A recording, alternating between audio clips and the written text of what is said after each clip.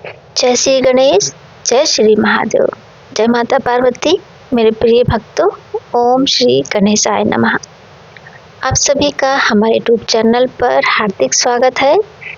आज रसपान कीजिए पौष मास महात्म के अध्याय 5 का, जो गणेश भगवान के दिव्य जन्म के अद्भुत रहस्यों को प्रकट करता है। इससे पहले के अध्याय में आपने सुना था कि किस प्रकार एक ब्राह्मण भगवान शिव और माता पार्वती के द्वार पर आया था। वो ब्राह्मण उनसे अन्न और तरह तरह के मधुर व्यंजनों की मांग करने लगा, परंतु अचानक वह अदृश्य होकर एक दैवीय शिशु के रूप में प्रकट हो गया।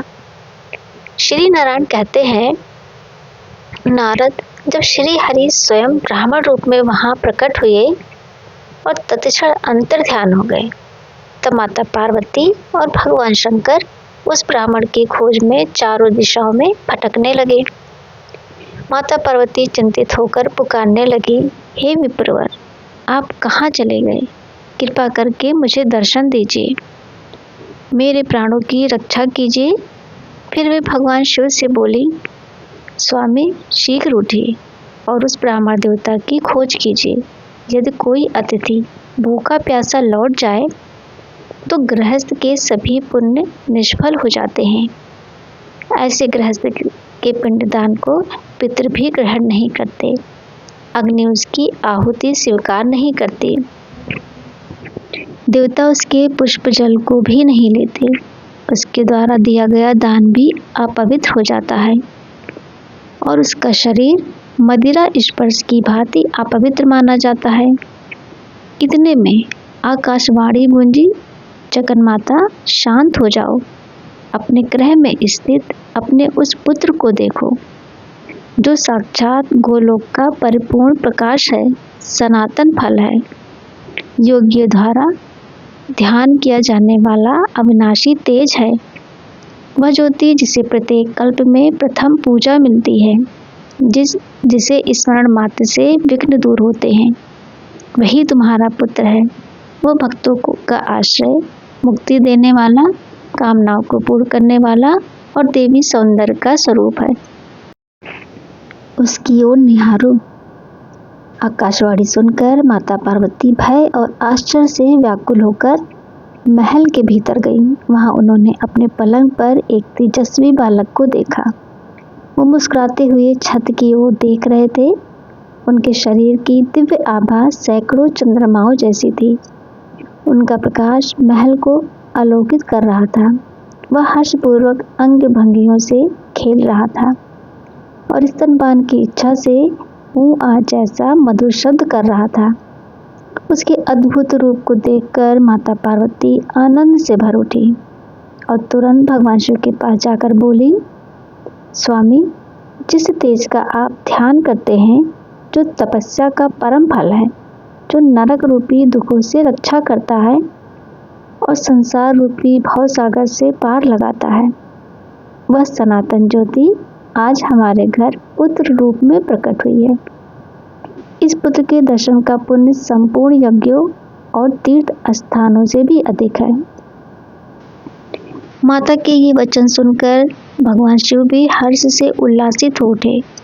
वे अपने प्रिया के साथ तुरंत महल में पहुंचे। पलंग पर उस दिव्य शिशु को देखकर वे चकित रह गए। उसके शरीर की चमक कुंदन स्वर्ण जैसी प्रज्वलित थी। उन्हें तुरंत आभास हो गया, हाँ, ये वही अदृश्य तेज है जो मेरे ध्यान में विद्यमान रहता था। माता पार्वती ने बालक को उठाकर हृदय से लगा लिया, उसे चूमा और कहा, वत्स, जैसे कोई निर्धन अचानक अमूल्य धन पाकर प्रफुल्लित हो जाता है, वैसे ही आज मेरा मन परिपूर्ण हो गया है। जैसे वर्षों बाद प्रिय का मिलन होता है, जैसे माता अपने लंबे समय से बिछड़े पुत्र को देखकर हर्ष से भर जाती है, वैसे ही आज मैं सुख से सराबोर हूँ। जैसे दुर्लभ रत्न जैसी वर्षा की बूंदें अकाल में आनंद देती हैं, वैसे ही तुम्हें पाकर मेरा हृदय प्रसन्न हो उठा है। इतना कहकर माता ने अपने पुत्र को गोद में लेकर प्रेम पूर्वक स्तनपान कराया। भगवान शंकर ने भी प्रसन्न होकर बालक को गोद में लिया। फिर दोनों ने मिलकर विशाल उत्सव की तैयारी की। ब्राह्मणों को रत्न, वस्त्र, धन, गौ, स्वर्ण, आभूषण और विविध दान प्रदान किए। हिमालय ने ब्राह्मणों को 1,00,000 रत्न, 1000 उत्तम हाथी और अनेक अमूल्य वस्त्र दिए। भगवान विष्णु ने कौस्तुभ मणि के समान दिव्य रत्न दान किए। ब्रह्मा जी ने दुर्लभ वस्तुएं दी।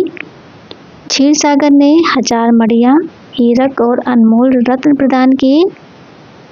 सरस्वती ने, मेनका और अन्य देवियों ने भी आशीर्वाद और मंगल वस्तुएं अर्पित की। दान इतना विशाल था कि ब्राह्मण और भिक्षुक अपनी गठरियां उठाते उठाते थक जाते और मार्ग में विश्राम करते हुए उस दानकर्ता परिवार की महिमा गाते। फिर भगवान विष्णु ने उत्सव में नृत्य, गीत, वादन, वेद पाठ, पुराण श्रवण का आयोजन करवाया। सभी ऋषि मुनियों, देवताओं और सिद्धों ने बालक को आशीर्वाद दिया। श्री नारायण कहते हैं, नारद, मैंने तुम्हें गणेश जी का यह जन्म वृत्तांत सुना दिया, जो संपूर्ण मंगलों का मंगल है, सभी विघ्नों का विनाशक है। जो मनुष्य श्रद्धा पूर्वक इस अध्याय का श्रवण करता है वह मंगलमय फल प्राप्त करता है। पुत्रहीन को पुत्र, निर्धन को धन, रोगी को आरोग्य, स्त्री को सौभाग्य, खोया धन और बिछड़ा प्रिय भी वापस मिलता है। गणेश ध्यान के बराबर पुण्य इस अध्याय के श्रवण से प्राप्त होता है। आज का अध्याय यहीं पूर्ण हुआ। अगले अध्याय में आप जानेंगे, जब शनि देव बालक गणेश के दर्शन के लिए आए तो उन्हें गणेश जी क्यों दिखाई नहीं दी। इस अद्भुत रहस्य को जानने के लिए अध्याय 6 अवश्य सुनिएगा।